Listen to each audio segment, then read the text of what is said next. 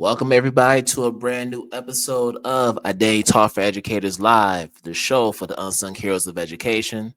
I'm your host Kwame Sarfo-Mensah, and I am here in my new home here in Zambia. So finally made that move. So as you notice by the difference in the background, move's finally been made, and I'm glad to be back with you all doing another episode and bringing on another guest. So for my people, my new people, if this is your first time tuning into the podcast, I welcome you and I hope that today's episode is one that have you coming back for more. If you're a returning listener or viewer of the podcast, as always, I welcome you back and I hope that today's episode is one that you find informative, enlightening, and as always, insightful. So before we get to our main event, if you are on YouTube, please make sure you hit that red subscribe button so you can get future notifications on new episodes.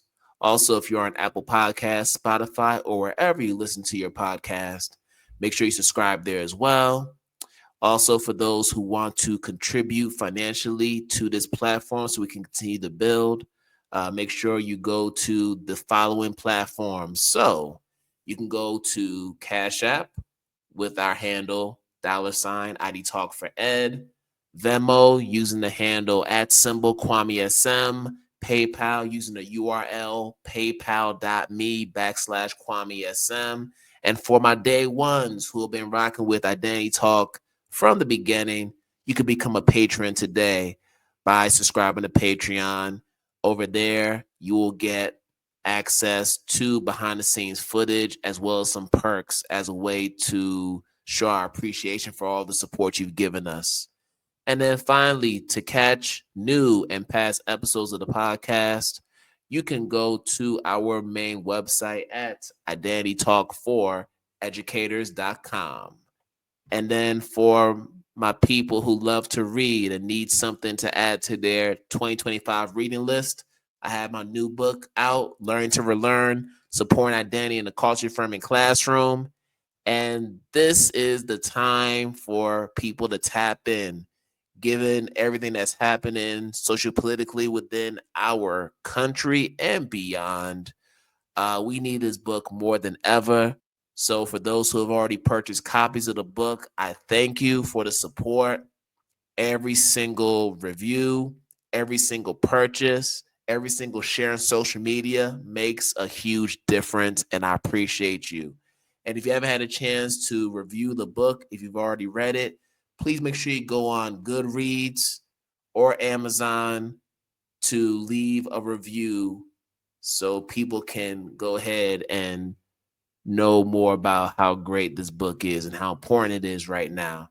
And then you can also go to the main book website at learntorelearn.com to check out more about the book.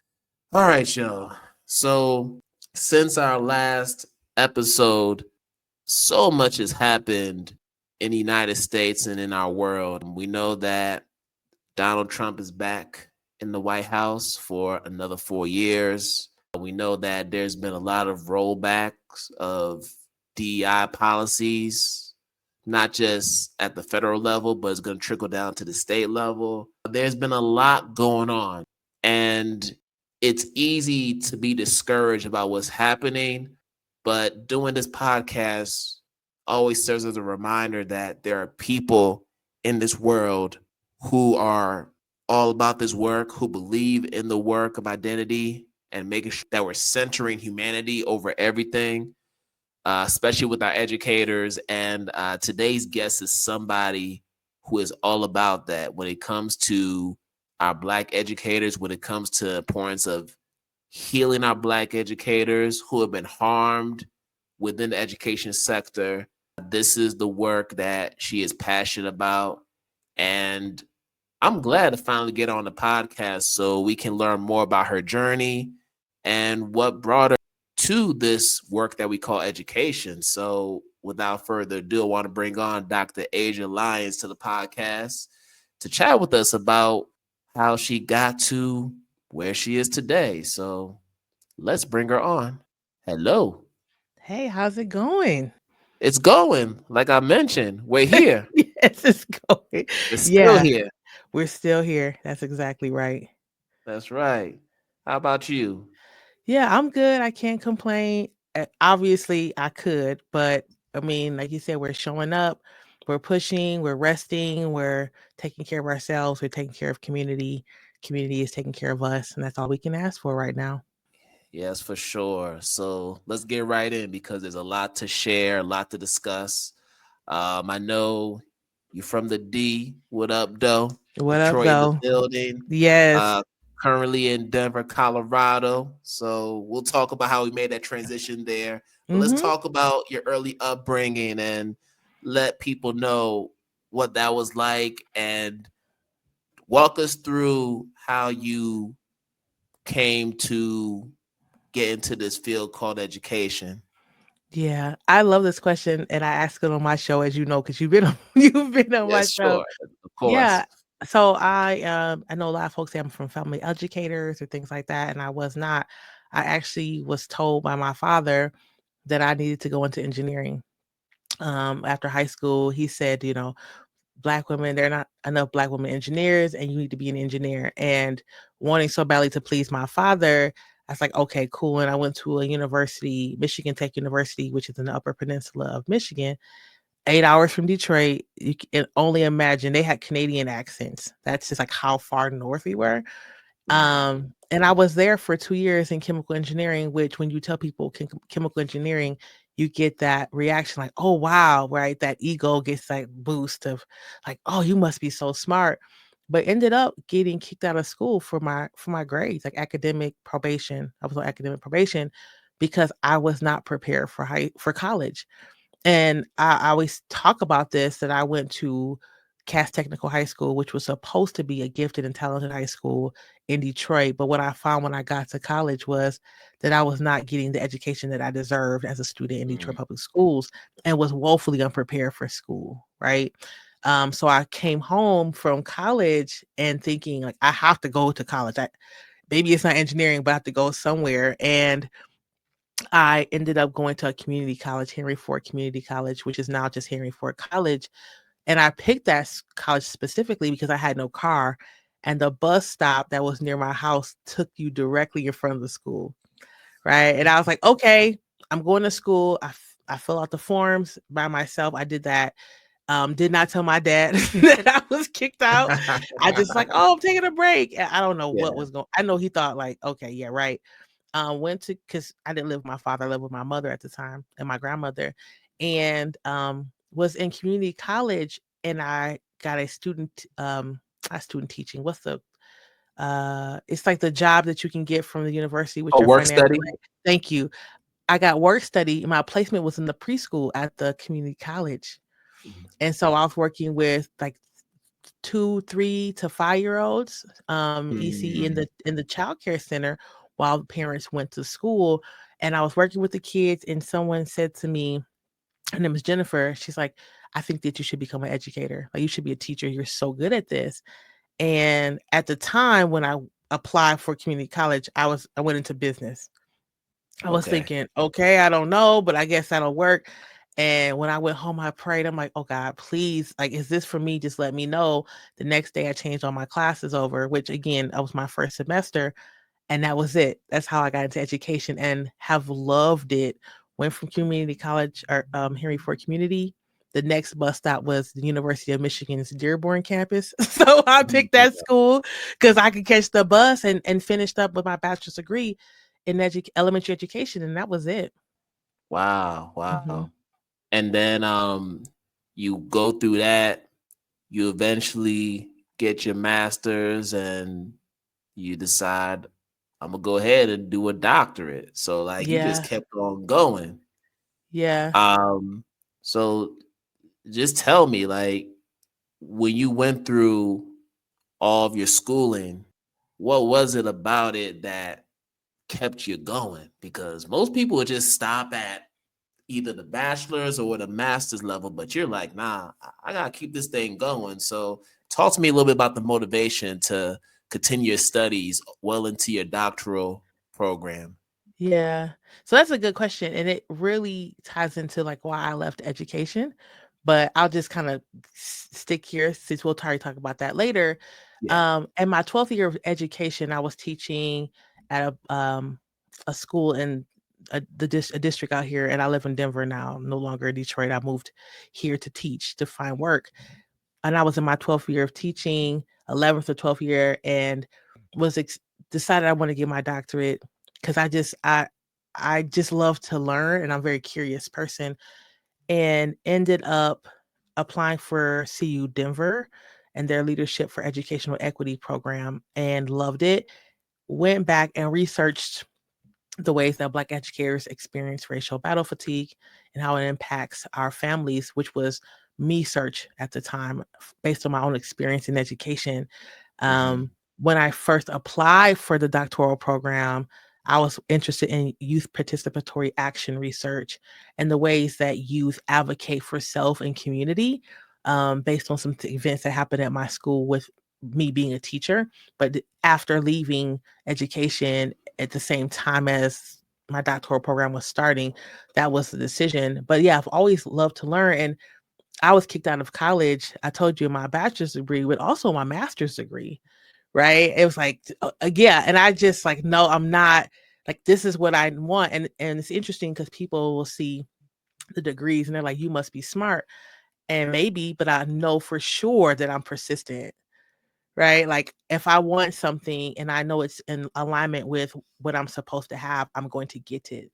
So that's a big part of why I went back for my doctorate, because I love to learn and I knew that I was curious to figure out my own lived experience as an educator.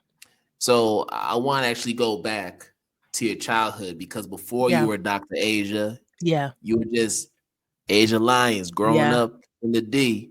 Yeah. So we got to talk about your K-12 experience and get into how that experience shaped you to do what you do now. Were Yeah. there times during that period where you had struggles with your identity or just fully showing up as your full self? Because that's something that is really commonplace, not just for Black people as a whole, but especially Mhm. for Black girls Yeah. in this K-12 system. So I'd love to get your insight on your own experience. Yeah. So it's interesting because people who hear about me being raised in Detroit think, oh my God, that must have been so great because you're around Black people all the time, especially folks who are from here. So they're like, oh my gosh, that must be so great. It's like, Black people everywhere. And that's awesome. But what they don't realize is that there's ways that we experience like internalized racism in Black spaces, regardless of if white people are in the space. And so one of the challenges, I think this is the question you asked, one of the challenges in my education was colorism, right? Colorism was huge part of my formative years in education, and saw a lot of favoritism towards my brown and lighter skin, like classmates, even my sister who is lighter than me. And so that definitely shaped, I think, the way that experienced my education, because I felt like teachers were very much playing favorites with students who did not look like me. And I think when I talk about things like that, people get really offensive and say like, "Oh, you need to get over it," or "That's just like, how do you know that's to be true?" But Mm, when you live in a dark-skinned Black woman's body or Black girl's body, you notice these particular types of things. And so that was a challenge and something that I think about in my formative years, in the same conversation that I think about how we celebrated Black History Month and right. Marcus Garvey and MLK, and we had plays and we did Kwanzaa, and we had all these things that folks here in Colorado could never imagine when I went to school in the 80s and 90s. So there was just like really complex pieces of being in education in a place where if I told you I can count on hands having how many white children or even pretty much brown children or teens in my classes, it comes with all these pieces that these complexities that people don't often talk about. Mm. Mhm. And while you were in Detroit, did you have any Black educators growing up? I'm assuming you did because it's Absolutely. Detroit. So yeah. Yeah. So absolutely. I mean, every grade almost, right? I'm jealous. Yeah, like third grade, Miss Morgan, Mr. Jones in fifth grade, Mr. Jones in ninth grade, Mr. O'Leary, my social studies teacher in high school. So many educators that I have, Black principals, Black teachers, Black janitor, right? And also, to be fair, white educators who were about the business, right? So that you're growing up or you're teaching in Detroit public schools after white flight, and you've chosen to like double down on teaching Black children. These folks, unless I missed it, I didn't feel like, reflecting back on it, that I experienced harm at the hands of my white educators. And there probably was some things that I didn't notice, or some ways they taught that I felt like were amiss. But just thinking back now, I feel like they definitely had our our education in mind as best they could. And of course, I'm going off of memory. I'm going off of, I was fifth grade, I was third grade, but yeah, I definitely had tons and tons of Black teachers. Mr. Saturn, my gym teacher in sixth grade, like so many. Yeah. Nice. So now let's fast forward back. Yeah. So you are now in the classroom and you've gone through your program. So we're taking you back to first year Yeah. teaching, Yeah. right? When you first started teaching, what were your initial thoughts about being an educator? What was your perspective at that time? Yeah. So moving here, I moved to Denver to teach, like I said. So at the time that I was finishing undergrad, DPS, Denver Public, or excuse me, Detroit Public Schools was closing tons of schools. So I moved Mhm. out here thinking that I would be able to find work. And my husband at the time, he was my boyfriend, he had worked out here for a long time. And so he's like, let's try it. Let's just go out and let's just see. You seem to like it when you came to visit. So I get a job working in Cherry Creek School District, which is at the time was like pretty white, right? And I also worked in a school that was very diverse, in the ways that we should think about diversity. Not like, okay, it's just white people and Black people, but there was a definite mix of languages and cultures. And I loved it. I love Sunrise Elementary School. I in the time that district had so much funding that everyone had their own para just to have a Oh, pair, like nice. to do your bulletin board. I mean, Yeah. it was the year old plenty, right? So she was, if I needed her to, she would grade my spelling test. Shout out to spelling test, right? Which we know are problematic, but at the time I didn't know. And so it was great. The people who were teaching when I got there, these are like master educators, really took me under their wing. And these are white folks, right? And Mm. Black folks who were saying like, "Hey, I'll help you. You just moved here and you're just learning how to teach." And so they were very much allow me to like knock on the door and say, "I don't understand this thing," or people were always willing to help. And I always say that Sunrise was the perfect incubator for like a newbie teacher. I just never felt that there was competition in the school. I never felt like people didn't have my best interest or my students' best interest in mind. It was just a beautiful place to be an educator for those first 6 years that I was teaching, fourth grade for 1 year, and then fifth grade for 5 years. So yeah, I had a really wonderful experience at Sunrise. It's, of course, that was years ago, 2006 and so forth. But and that whole everyone has retired and people have moved on. But that was a great place for me to get the foundational pieces of what it means to be a good educator, a great educator, actually. The Identity Talk for Educators Live podcast is just one piece of the work that we do under Identity Talk Consulting, which we've had since 2019. And since then, we've had the privilege of working with 40 different schools, districts, and organizations across the globe. And we want to continue to add to that number in this new year. So if you are a school, if you're an educator or an organization that's looking to receive professional development and consulting services within any of our pillars, whether it's anti-bias, anti-racist practices, culturally responsive teaching, or identity affirming education, we are the firm for you, and we love to learn more about your needs. When you have a chance, make sure you go to our website at identitytalk4educators.com. to learn more about our services, and to schedule a discovery call today. We love to hear from you. That's what's up. So Mm-hmm. you do those 6 years at Sunrise Elementary, and then you eventually teach middle school math. So shout out to middle school math. Yeah. Yes, Yeah. in the building. Um, and then you decided, I think I want to change. Like I can't do this no more. So Mm-hmm. tell me the moment when you realized that it was time to transition out of the classroom, because this is something you did for 12 years. You loved it. Yeah. So what changed? Kwame, I think this is so fascinating that you're asking me my own questions from my own podcast. Really, it was that I was starting, and this is so ironic. I was teaching math, yes, and social math in middle school. So I went from Sunrise and I taught middle school and I taught math, yes, but I also taught towards the end of my career social justice to sixth Mm-hmm. graders.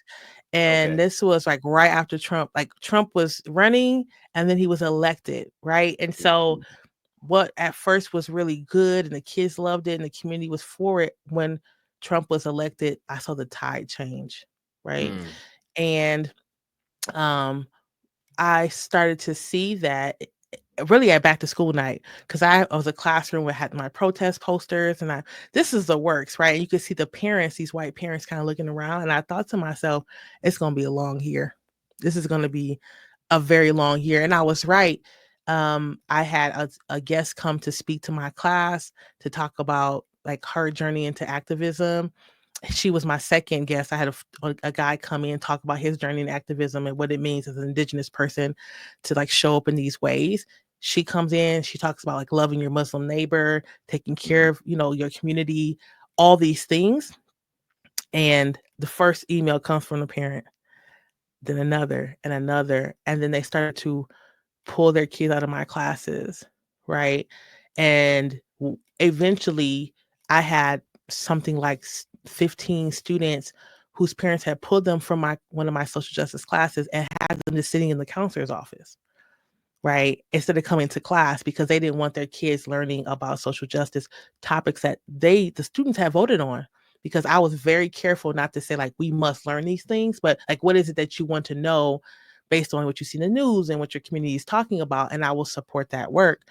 Um, and it got to a place where the parents were pushing so hard on me and the principal that the principal said, like, yeah, you're going to need to change your subject. Like you can't teach social justice anymore mid-year, right? Wow. And so, yeah, and so it's like, well, what do you want me to teach? He's like, well, just teach something else, but not this. And those kids that were in the counselor's office, they paid another educator additional funds just to teach that group of white children on his, during his prep time, which is money exactly that supports white supremacy, right? Um, and then I told my students, and they had seen kids disappear, and the kids talk, right? They know what's going on, and the kids told me, I told the kids like, hey, I can't teach this topic anymore. And they were very upset, right? And so Mm-hmm. much so that they protested against the principal, right? So lunchtime comes, my first, second, and third period class is already decided like this is going to happen. And I emailed the principals and the school staff and everyone like, this is what happened. I let my students know because the principal told me, and they're upset. At lunchtime, they protested in front of her office. They have protesting in the lunchroom. These are sixth graders, 11-year-olds. And I was put on leave. And they put me on leave because they said that I had told them to protest. See. Yeah. And I was on leave for 2 weeks while they investigated. And they found out that, in fact, I did not tell them to do any of that. But this is the year of the protester, and we're talking about humanity. And so they know what to do. But when I got back from being on, a couple of things happened. One, I was put on leave for 2 weeks, but then also around that same time, so I got put on leave on like a Friday. On Monday, the school district had its normal board meeting, and the news came, and the parents who wanted me fired came. And so my students saw parents saying, she needs to be fired. She's trying to cause problems with our students. And then I didn't go back to work the next day. So my students thought she got fired. And so I'm at home and I start to get pictures of my kids laying down in front of my classroom in silent protest and walking out. And by that time I taught sixth, seventh, and eighth graders. So I have the whole like sixth, seventh, eighth graders walking out of school on my behalf, and I am nowhere around because they thought I was fired. So when you come back to school after 2 weeks and you realize your teacher, your principal understands that there's a lot of power that you have as a Black educator, she made my life hell. Right? She made my life hell from October till I left in May, right? And I always give this example of I was a person, of course, that did Black History Month, put the posters up, did all the things, everything you Mhm. could think of. And one that same year, I put up some posters in the library, and some of them were missing. And I could see because there were gaps. So I asked the librarian, like, did somebody move the posters? And she just kind of gave me the look like, oh, you know. So I went to the principal and I asked her, like, why are you moving my post? Like, which posters did you move and why? And she said, I always give this example. She said, I took away the Colin Kaepernick poster. This is a white woman. She said, I took down a Colin Kaepernick poster because I don't know what that has to do with Black history. Oh no, she did not say that. So it's that, right? Wow. And that's how I end up experience racism related stress. And now what I know is racial battle fatigue from battling Yes. with racism in the school. So that was that happened until May, and I always tell people it was like Shawshank Redemption.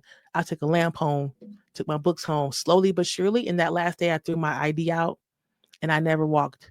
I never walked in that school district again because I could not take it anymore. And that's how I ended up on this journey of doing the research on racial battle fatigue and racism related stress because of my me search. But that's why I left education in that traditional way because sh- the pressure, and not even just the principal, but the silence from my colleagues and Mhm. the doubt from my union representative that I was experiencing racism, right? It was a lot of components plus the parents. There was so much that was happening that people tell you like, well, you should have stayed. The kids needed you, but they don't know what it's like to sit in your car every day and cry your eyes out before you go into school, or to Yeah. yell at your spouse when you get home because you're stressed about peace parents who won't leave you alone and stop emailing you all day, or coming in your class and just sitting down and watching you teach to harass you, right? So it's easy to say like we gotta stick in here, we gotta just keep holding on, but they've never been in that situation. I know that's a long answer to your question, but that's part of my journey. But this is what we need to hear because a lot of us Black educators, we experience racial battle fatigue. We just never knew what the term was. Exactly. The minute we step into the classroom, we feel as though we have a responsibility to shoulder that load for our Black students Yes. because we Yes. know what the conditions are within the schools that we enter. And in more cases than not, we are either the only Black teachers in the building or one of the few in the building. In my case, as I mentioned to you on your podcast, I was in many cases the only Black male teacher in the Yeah. building. So I was an anomaly in more ways than one. And I felt as though I had to do a little bit more than the next teacher to show up for my students because that's what they needed from me. Mm-hmm. Even if they never communicated that to me, that's what I felt was what I needed to do. There's always this added responsibility, and then we can go into invisible tax and everything else. But Mm-hmm. let's talk about racial battle fatigue. Yeah. That is a very broad topic. So we know racial battle fatigue is a term coined by a critical race theorist Dr. William named Smith. Mr. Yeah. William Smith, Dr. William Smith. And this is over 20 years ago that he coined this term. Yes. But this is something that's become a recent term in our lexicon. We weren't saying this Mm-hmm. term back in early 2000s when it was first coined.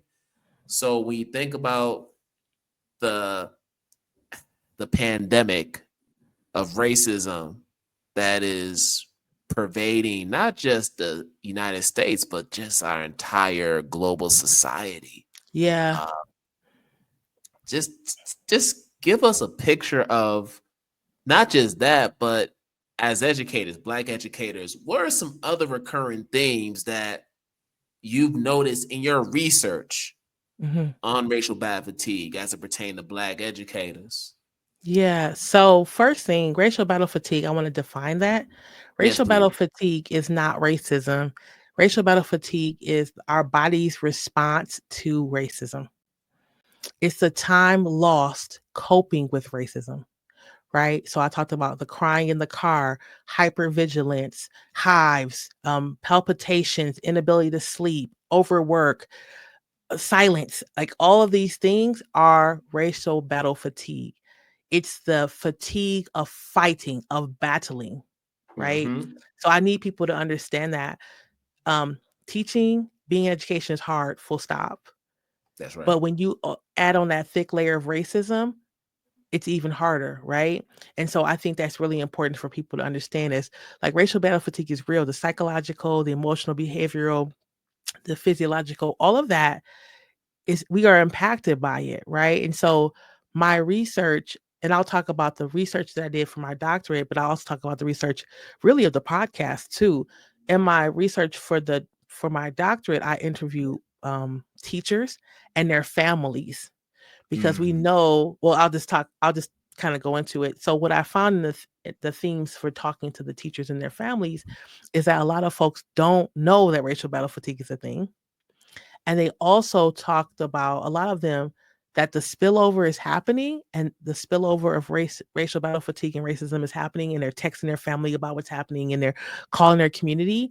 And it's so pervasive that a lot of folks have gotten to a place, I heard this multiple times, where they don't even know what they will be talking about if it wasn't for the racism happening in their school systems Wow. or in their classrooms or in their Yeah. buildings, right? And you're talking about mother-daughter pairs, you're talking about like spouse partnership pairs saying these same types of things. So again, racism and racism related stress is not the same as racial battle fatigue. Racism related stress happens to us, vicarious trauma, transgenerational trauma, right? A contextual trauma, racial trauma is happening to us. Racial battle fatigue is how we express what's happening to us, like how we respond. As far as, so those are things in my research. My podcast has way more folks that I've been able to talk to because it's been 5 years, right? So for the folks who don't know, I have a podcast called The Exit Interview, a podcast for Black educators. And on that show, it's a response to my leaving education and realizing that a lot of us don't get an exit interview. And Mm-hmm. I didn't until I demanded one from my superintendent. And it's our chance to share our story of why we leave the field of teaching. And so when you ask me, like, what are the themes of that you hear when people talk about why they leave? A big part of it is what we're talking about. It's the silencing. It's not believing our Black educators. It's rarely the pay, right? It is it's the all the ways that we are shut out, overworked, underappreciated, right? Not acknowledged for the things that we do. You and I have talked about that with your situation with your book, your first book. That's I right. just talked to Keisha Rembert about the situation where she was the social studies teacher of the year and got no acknowledgement from her principal Mm-hmm. whatsoever, right? And so it's just like that continual ignoring and at the same time asking us to continually show up and do this invisible labor or invisible tax of supporting kids of color. And of course, white children love us too, right? So it's not just like Black girls only or Black, it is all Black, brown, indigenous, white children love Black educators. That's And so right. that's what I'm hearing from people. It's just like this constant overworking, so that so much so that this justification of I'm doing it for the kids is no longer enough, right? They're like, Mm. I can't, the kids are going to have to, somebody else is going to have to come behind me and do this work because it's destroying my soul and it's destroying my family and community relationships, right? So that's the theme that I see from folks. And then what they do afterwards, a lot of people still work with youth, still support youth. Like you said, writing books to support youth. People are consultants, people work in nonprofit sector, people start nonprofits. we're still impacting youth in these ways, but just not putting our body on the line in the same types of ways that we did when we were in the classroom or when we were school psychologists or paraprofessionals or principals and so on. Hi friends, it's me, Thaddeus from Thaddeus Nature Notebook. Are you loving our journey into the wild and learning all about awesome animals? Then don't forget to subscribe. You can find Thaddeus Nature Notebook on YouTube, Apple Podcasts, and Spotify. Just hit that subscribe button and never miss a new episode. And if you're on YouTube, give us a thumbs up and leave a comment about your favorite animal. Thanks for listening and exploring nature with me. Let's keep discovering together. Now back to my daddy's self. See, this is interesting, and I want to make it clear with racial battle fatigue, when you think about just the history of Black folks in the United States in general, Yeah. and really throughout the African diaspora, Yeah. all of our revolutionaries, civil rights leaders, all those who fought for freedom, liberation, justice, a great number of them experienced racial battle fatigue, and Oh, they manifested 100%. in many ways. When Family Lou Hamer says, "I'm sick and tired of being sick and tired," Right. that's all you need to know. Mm-hmm. Like, there are a lot of our leaders who are sick and tired of being sick and tired, but they were so persistent because they just wanted to get their point across, and they did it and sacrificed their bodies for us to be doing what we're doing today. Yeah. And that's something that we have to acknowledge always. Yeah, that's a big part of racism related stress. Is Dr. Harrell talks about the transgenerational transmission of group trauma. Like this generations upon generations of trauma passed on to us on That's top right. of what's happening current day. Right? I That's always right. talk about Brown versus Board, and people like that was a long time ago, but we also don't have a pipeline of Black educators, and it's Right. because of Brown versus Board. We love a fresh start in education, like, oh, new school year, we're going to start fresh, but there's no acknowledgement of harm, right? Same in real estate, same in banking, same in so many professions where we experience harm. There's no acknowledgement and there's no apology. And so the harm continues to impact not only our students and Black educators, but humanity. Yeah, for sure. Mm-hmm. So you mentioned that a lot of Black educators who leave the classroom end up taking on professions that are still child adjacent. Yes. But then there's still a movement that is encouraging Black folks to get into the education space as classroom teachers. So shout out Yes. to our guy, Sharif El Mekki, Shout out to Sharif. Yes. because he's been really pushing that message with the Center for Black Educator Development, which is essential in this day and age. Mm-hmm. And I just keep thinking to myself, Audre Lorde once said that the master's tools will never dismantle the master's house. Yeah. And I mention this because when you think about our schools, they were never designed for us to thrive. We think Yeah, about the that's right. original orientation of our schools.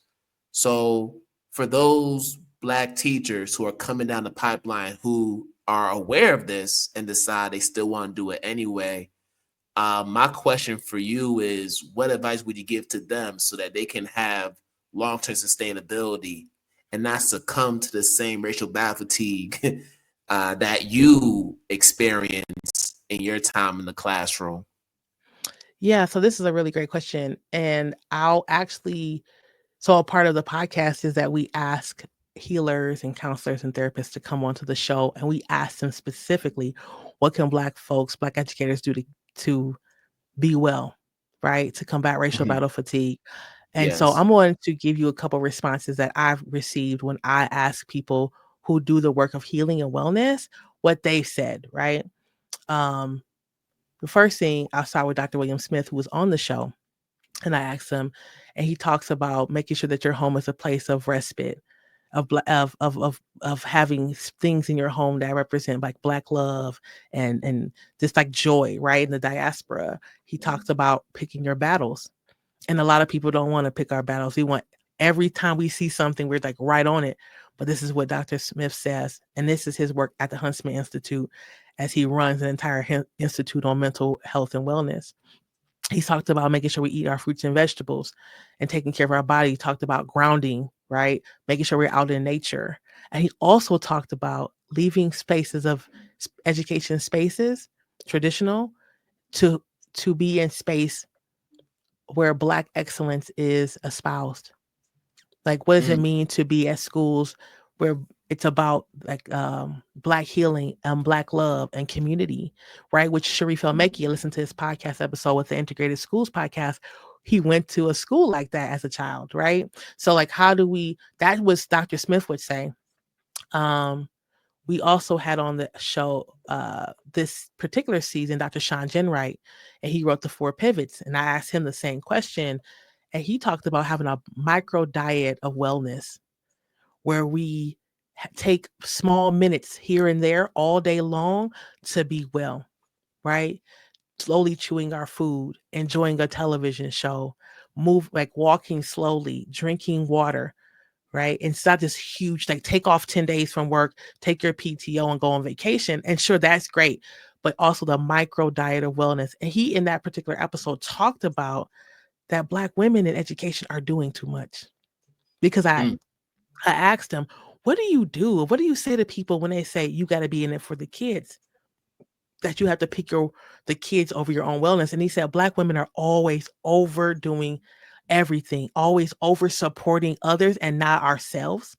And he said it's time for us to be selfish. And nobody wants to hear that, but that's a whole word.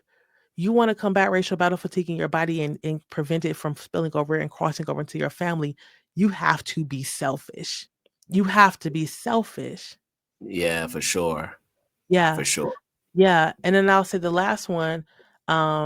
We also had Octavia Rahim on the show, and she's a healer, a support person for folks who work in as executives.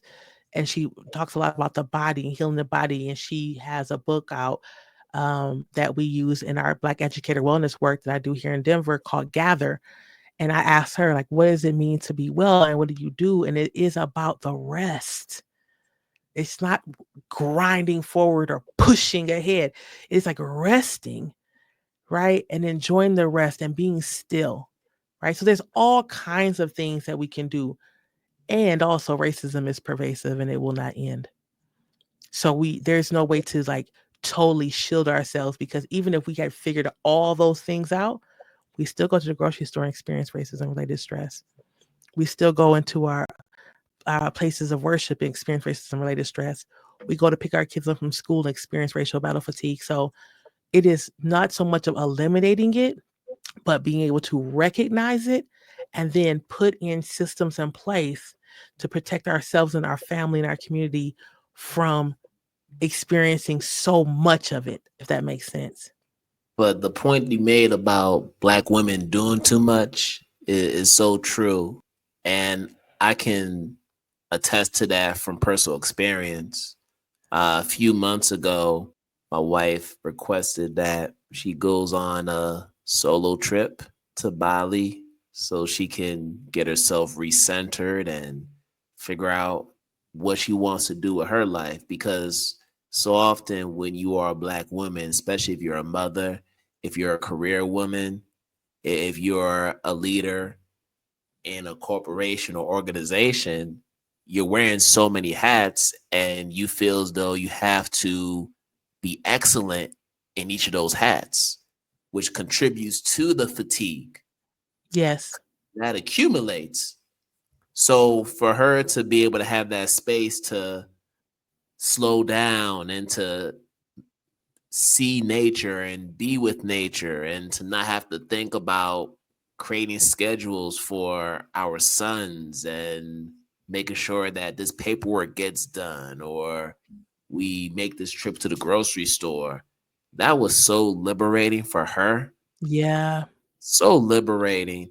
And I think a lot about our Black women educators who carry on that maternal instinct into their classrooms, and how that manifests itself in that space. So all that to say, I think it's something that we do need to continue to remind people about, because Black women, especially in education, they do a lot. Yeah. They, Yeah, because all the work is urgent, that's right. right? Because that Black boy, that white girl, whoever, these are our future. This is our future. And so it's always this urgency to our detriment, Yeah. always, right? Always.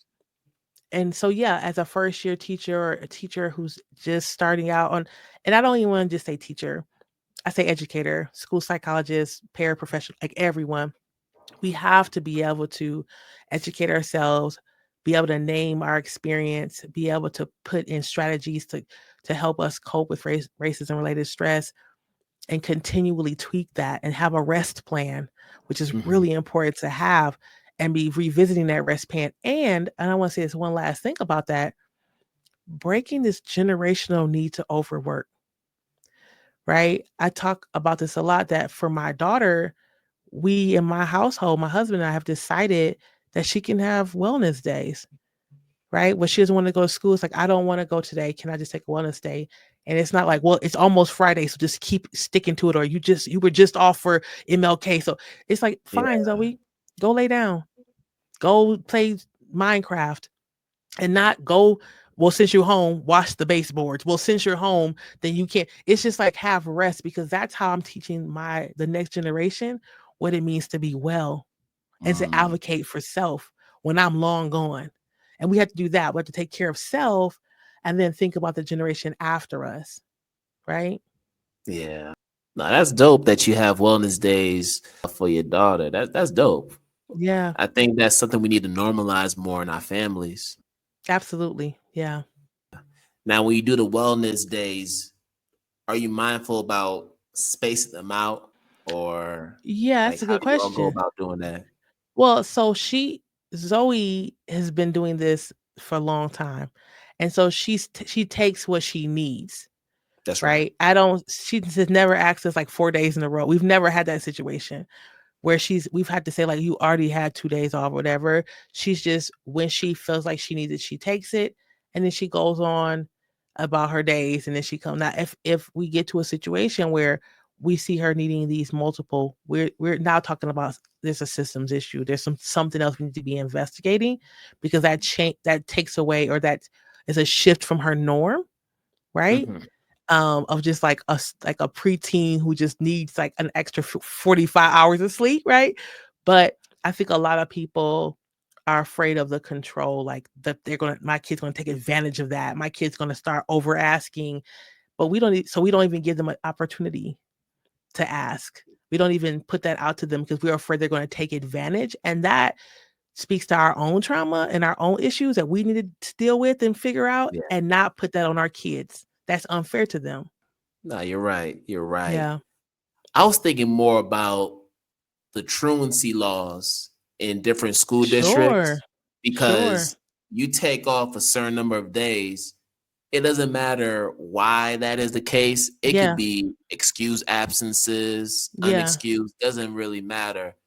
There's these truancy laws that go against students, and Yes. it could be students who are honor roll students and are excelling Yes. in school, but because they miss X number of days, they get penalized for that. So that's why I want you to Yeah. explain a little bit about how you all go about getting those days scheduled for your daughter, just that process. Yeah. So the truancy laws here, we've not hit that issue, because Zoe might take a wellness day once a month, maybe every 2 months. It's not so often that I'm concerned about it. Hmm. Um, when I was teaching, and I don't know the exact number here in Colorado, but I've had students who were missing large swaths of the school. It took so many minutes, right, before CPS or Child Protective Services or whoever was involved. So we've not run into that issue where she's taking off. like 12 days a year or 6 days a year. And plus, of course, her when she's ever sick or have a cold or whatever, we have not run into a truancy issue. But that's something that you might have a conversation with your kid and say, like, this is how many you can have for the year, because you might need some when you're sick, and you might need some if we need to go on vacation, and work that out with them, right? But that all depends on how your household is set up. But again, it is not like that wouldn't work for us. It's like, how can this work for us? Yeah, for sure. As you're talking about this, I'm thinking about the NBA, how they have this load management issue with star players. So I don't know if you big on NBA or just basketball, but that's something that they've dealt with over the past few years. Star players just sitting out to rest and recover from injuries. And it's not always a case where it's the star player who is wanting to sit out.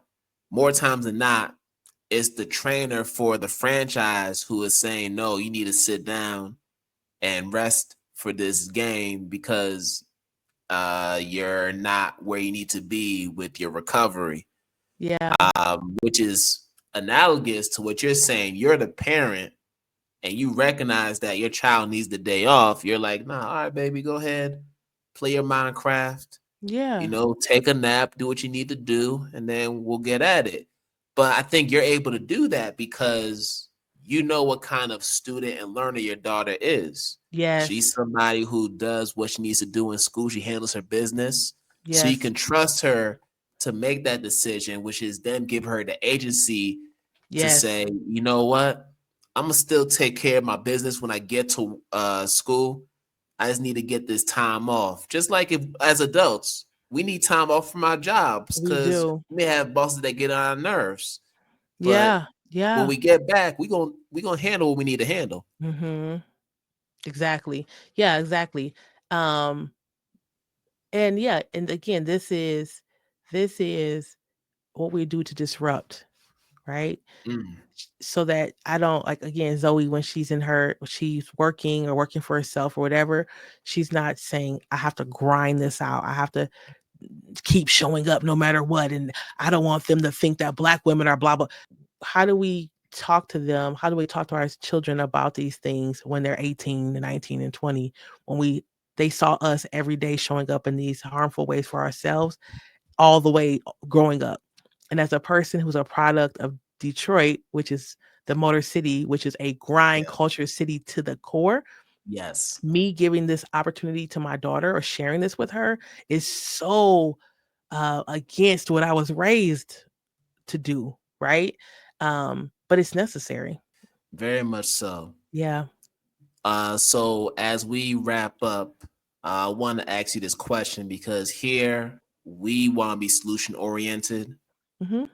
We know what the issues are when it comes to Black educators. This is something that's been brought up on many episodes on this podcast. So at this point, listeners and viewers are pretty well versed in what the issues are. So let's talk about solutions, right? So if you could redesign this current education system with Black educators' voices being at the center of that, in your world, utopian world, what would that look like? I think that the first thing that I would do if I had to redesign the education system with Black educators' voices at the center would make sure that we are healed, that we are well, because there's an assumption that in this utopia, like if all of a sudden it changed, that we would all of a sudden be like mentally healthy. And that's not the case. And I would make sure, because we also know, just like in Detroit public schools and other places, we know that Black folks don't need white folks to cause harm to Black folks. That's right. And so it would start with healing and wellness and support for Black educators and their families so that we can come into the space walking away from white supremacy culture and internalized racism about what our kids should be and should not be doing based on what white folks are saying that we're supposed to do. That's the first thing, because we have to admit all Black educators are not they're not showing up and doing. Some of them are causing harm, and some of them are trying not to cause harm, but are not well, but they keep showing up. It's like, what does it mean to in that even the first utopian year, 2 years is just provide rest and healing before we even start the freedom dream, anything, That's right. right? So we can think as a collaborative in a healed space, right? That's what I imagine. I can't go any further than that because I would need the co-creation of the folks that I would want to bring in. But that right away, based off of my podcast interviews, based off of my research in my doctoral program, based off of being a Black educator, being a Black student, being the mom of a Black child who's in school, the first thing I would want folks to do is be well. And then the rest is wide open to us. There it is, y'all. Healed, healing. Yeah. If you don't take anything away from this interview, take that word away. Healing. Mm-hmm. We need to heal. Yeah, we do. Especially now. Yeah. So last question. How do you continue to stay true to the teacher in you? I think a big part of it is still being in community with other teachers, That's right. right? So I mentioned the Black Educator Wellness Cohort, and that's a free cohort that my friend Dr. Ellie Cahill and I do for Black educators here in the Denver metro area. And the cohort is 10 months long. It's free to Black educators, and we talk about healing and wellness. We don't focus on strategy and policy. We just talk about like healing the body and loving self and rest and like, and it's specifically for Black women and non-binary folks, right? And then we do a retreat at the end for 3 days in the mountains. And if you've ever been to Colorado, it's gorgeous, right? So that's a part of it. And that's the work that I do. And this also like my own podcast. It just keeps me very much connected to Black educators and the needs of Black educators, even though I have not taught in a classroom since 2018, right? It's hard for me to tell people what they need or be like put out information and not be close to the folks who are experiencing it. So that, and then the work of my business, Lyons Educational Consulting, where we do continue to support with full day and half day retreats for Black educators and webinars and things like that, in partnership with both individuals and organizations like your TFA and things like that.